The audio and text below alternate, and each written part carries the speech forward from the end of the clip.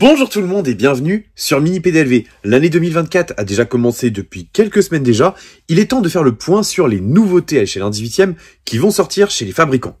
Dans cette vidéo, on va se concentrer sur les modèles à moins de 80 €. Et tu vas le voir, il y a de très belles surprises à venir. Allez, on attaque! Ok, on va commencer par parler un petit peu des nouveautés de chez Burago. Une année 2024 qui sera un petit peu timide, parce que autant pour les petites échelles, il y aura beaucoup de nouveautés, autant l'échelle 1/18 est un petit peu délaissée, et ça, je trouve ça un peu dommage. Alors, au 1/18, on n'aura que 3 modèles, j'en ai retenu que 3, parce qu'il y aura énormément de nouvelles déclinaisons de couleurs de modèles déjà existants, mais en nouveau moule, il n'y en a pas des masses. La première, c'est la Bugatti Bolide, une hypercar, au style assez futuriste, qui repose, je crois, sur une base de Chiron. Elle sera proposée en bleu ou en jaune, avec toujours beaucoup de fibres de carbone apparentes. Vous aurez les portes avant ouvrantes et la direction fonctionnelle. Et c'est à peu près tout au niveau des ouvrants. Ce modèle-là, il est déjà commercialisé. On peut déjà l'acheter auprès des revendeurs Burago.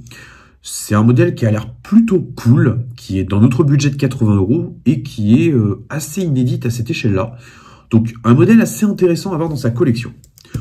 Toujours chez Bugatti et chez Burago, vous pourrez aussi vous offrir la Mistral. Alors là, malheureusement, on n'a pas de photo officielle du modèle. On sait simplement qu'elle sera proposée uniquement en livrée jaune, qu'elle aura les portes avant ouvrantes, de toute façon, il n'y a pas de porte arrière, et le capot ouvrant également, en plus de la direction fonctionnelle. Comme il n'y a pas de photo, on ne peut pas trop se fier au rendu, mais on apprend aussi que le modèle sera sous licence Bugatti, donc ça c'est un petit peu normal. Donc je pense quand même que Burago va essayer de faire un truc vraiment cool, parce que d'une manière générale, les Bugatti Burago sont vraiment sympas. Donc je pense qu'on peut avoir de bonnes surprises avec ce modèle-là. La date de commercialisation, je ne l'ai pas encore, mais je pense que ça ne devrait pas trop tarder. Dernière miniature de chez Burago à venir pour 2024, c'est la Ferrari 499P. Ce modèle-là, c'est la voiture victorieuse aux dernières 24 heures du Mans, le modèle numéro 51, mais je crois qu'il y a la 50 qui sera prévue aussi. Donc une miniature qui dispose des portes avant ouvrantes, de la direction fonctionnelle et qui sera vendue autour des 80 €. Donc une pièce assez intéressante et qui semble plutôt bien finie. D'ailleurs, l'illustration que je vous présente là, c'est le modèle final. Donc on voit bien que le rendu est quand même plutôt cool, avec une bonne modélisation. Vraiment, je pense que c'est une miniature à avoir clairement dans sa collection.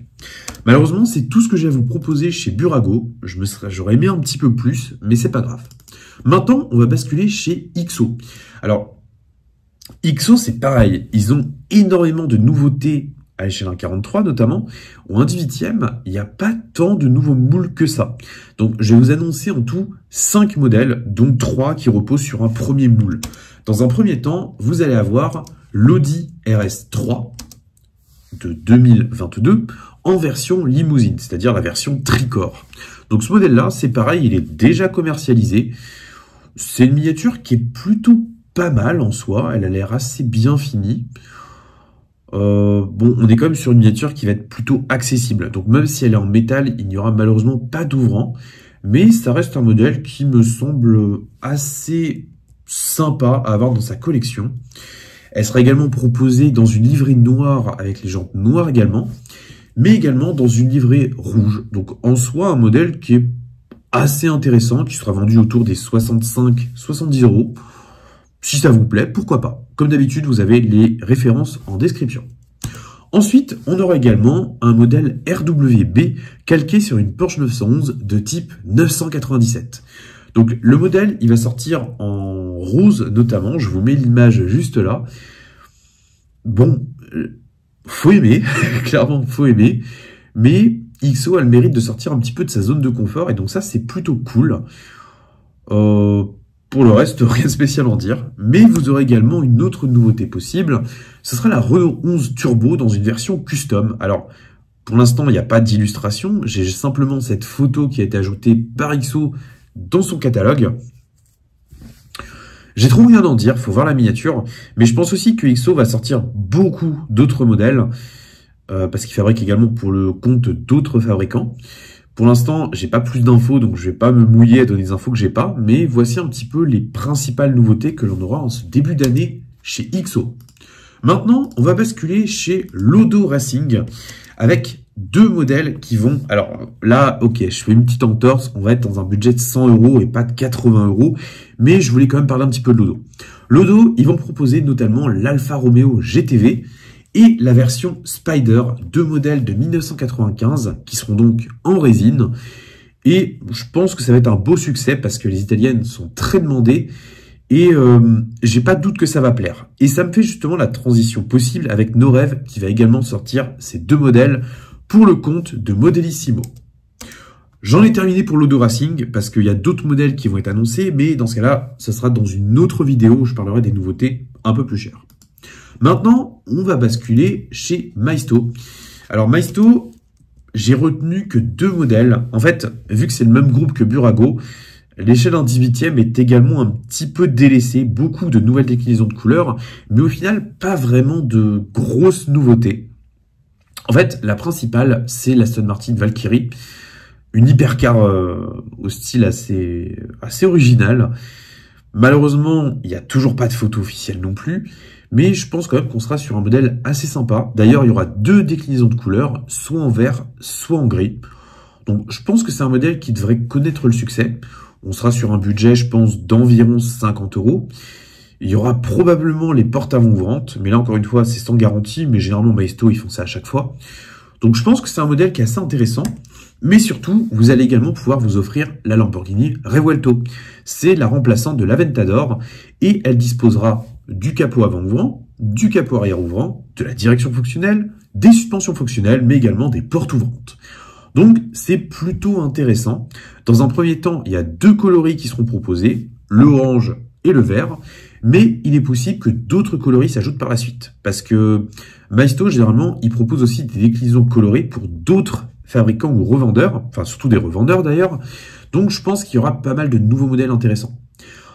En revanche, le visuel qu'on a laisse apparaître le fait qu'il n'y aura pas de vitres sur les portes. Donc ça, c'est un petit peu dommage, mais ça se comprend. On est sur des portes en élytre, et donc forcément, la vitre, elle peut poser un petit peu problème sur une miniature qui est plutôt d'entrée de gamme, donc Maisto fait l'impasse là-dessus. Les ajustements paraissent pas trop mauvais, donc je pense qu'on va être sur une miniature qui va être assez intéressante, et là, encore une fois, je pense que le succès sera au rendez-vous. Donc, bravo Maisto, mais on veut que vous alliez encore plus loin parce qu'il y a tellement de choses à faire. Il y a un petit goût d'inachevé. Parce que là, encore une fois, aux échelles 1,43, 1,24e et tout ça, il y a énormément de choix. Par contre, le 1,18e, c'est un peu laissé de côté. C'est dommage. Maintenant, on va basculer chez MCG, Model Car Group, qui annonce plusieurs petites nouveautés. Dans un premier temps, on a l'Opel Corsa A GSI. Donc, un modèle assez intéressant. Donc là, on a un rendu qui est très brut, clairement. MCG, ils font des miniatures en Zamac, mais il n'y a pas d'ouvrant, tout simplement pour réduire un petit peu les coûts de production. Donc, ils font des économies là-dessus. Bon, rien de spécial à en dire. Le modèle est vraiment très brut d'aspect, donc il n'y a pas d'intérêt spécifique à la regarder. Mais on voit quand même qu'il y a quand même une quête de finesse qui a été faite, notamment les essuie-glaces qui paraissent plutôt fins. Mais également les jantes qui paraissent pas trop mauvaises. Maintenant, pour le reste, affaire à suivre. Model Car Group, c'est un fabricant plutôt d'entrée de gamme. Donc, ils pourront pas aller aussi loin que ce qu'on aimerait, mais ils ont quand même l'audace de faire des modèles qui sortent de l'ordinaire, et ça, c'est plutôt cool. Second modèle qui va arriver chez Model Car Group, c'est la Ford Focus ST de dernière génération, modèle 2022, qui sera proposé en gris ou en vert. Donc, un modèle qui est plutôt intéressant à avoir dans sa collection, qui sera autour des 65 €. Alors, elle semble plutôt correcte dans l'ensemble, même si les freins paraissent un peu cheap. Encore une fois, MCG, c'est un fabricant d'entrée de gamme, donc ils ont aussi des contraintes à ce niveau-là. Mais ils ont l'air de pas trop mal s'en sortir quand même. Et la peinture verte semble plutôt cool également. Donc, un modèle intéressant. Mais vous verrez dans la suite de la vidéo que ça va être un peu compliqué pour MCG sur certains aspects. Ensuite, on aura le Ford Ranger Raptor. Alors, un joli monstre qui existera en deux versions, d'ailleurs. Une version orange, une version bleue, avec deux modèles de jantes et une décoration pour le modèle bleu. D'ailleurs, si je vous dis pas de bêtises, il y a un troisième coloris qui apparaîtra au catalogue. Je crois que c'est un modèle rouge ou noir, j'ai un doute. Une pièce plutôt cool. D'ailleurs, ce que j'apprécie aussi, c'est que MCG a fait des efforts. Par exemple, on a un couvre-benne sur le modèle bleu qu'on n'a pas sur le modèle orange. Ça permet en fait d'avoir un seul moule, mais justement d'apporter une valeur ajoutée en diversifiant un petit peu l'offre. Pour le reste, ça a l'air globalement correct, même si clairement la finition n'est pas exceptionnelle. Mais c'est pas ce qu'on va rechercher en priorité pour une MCG. Le but, c'est d'avoir un bon rapport qualité-prix. Et sur ce point de vue-là, je pense que MCG va très bien s'en sortir. Bon, on a fini pour MCG, on va maintenant passer chez Noreve. Donc là, c'est des visuels que j'ai tirés d'une vidéo d'Emilien de Minich, où il présente quelques petites nouveautés très cool. Alors, j'en ai retenu 3 principalement, avec notamment cette Porsche 911 type 992 Dakar, qui apparaîtra dans une version propre, mais également dans une version salie. Parce que oui, une 911 Dakar, c'est pas que pour rouler sur route. Et déjà, premier point, Noreve a un très beau moule de la 911 type 992. Et deuxièmement, la finition a l'air vraiment sympa. Alors là, encore une fois, je fais une petite entorse parce que la miniature sera un petit peu plus de 80 €. Elle sera probablement autour des 90, voire 100 €. Mais bon, vu que c'est une nouveauté cool, il fallait quand même que j'en parle brièvement. Ensuite, on aura la possibilité d'avoir la BMW M3 E46 CSL. Donc, c'est la version allégée de la M3 E46, qui est assez intéressante. Alors là, on est toujours sur un prototype. Il y a quelques améliorations qui seront apportées, notamment au niveau des freins, et peut-être potentiellement de la peinture de carrosserie qui semble un petit peu foncée. Bon, à voir pour la suite.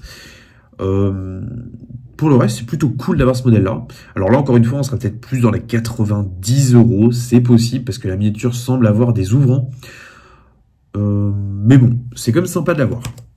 On aura également les Alfa Romeo GTV et Spider qui arriveront pour le compte de Modellissimo. Voilà les principales annonces de Noreve. Encore une fois, malheureusement, Noreve ne communique pas hyper efficacement, donc c'est difficile de savoir ce qu'il en est vraiment. Mais c'est quand même des petites nouveautés plutôt cool.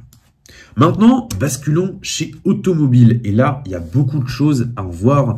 Au salon de Nuremberg, ils ont exposé plusieurs modèles assez cool. Donc des modèles qui sont déjà commercialisés, d'autres qui vont l'être sous peu, et certains qui arriveront un petit peu plus tard. D'ailleurs, ce qui est drôle, c'est que sur ce premier visuel, on peut voir différents modèles qui sont déjà en production, mais également une nouvelle déclinaison du Fiat Multipla. Donc ça, c'est très sympa de voir que ce laidron horrible va revenir avec une nouvelle couleur. Donc, bonne nouvelle.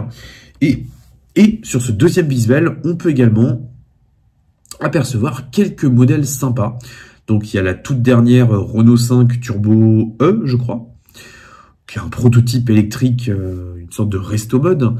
Et on a également quelques modèles qui arriveront un petit peu plus tard, à l'image de la Toyota Corolla GR, qui est très attendue.